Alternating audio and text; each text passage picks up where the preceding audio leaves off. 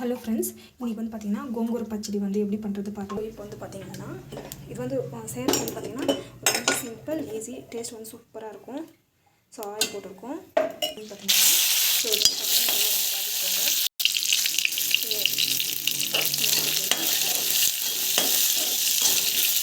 Next வந்து சீரகம் போட்டு கொஞ்சமாக வந்து லைட்டாக வந்து வெந்தயம் போட்டுக்கலாம் டேஸ்ட்டுக்காக. நல்லா வந்து வதக்கும். ஸோ நம்ம வந்து பார்த்திங்கன்னாக்கா தனியா பொடி வந்து ஆட் பண்ணிக்கலாம். நல்லா வந்து ஸோ இப்போ பார்த்திங்கன்னா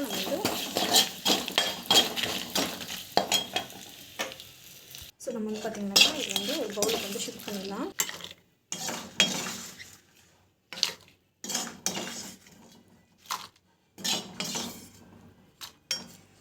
சேம் பவுலே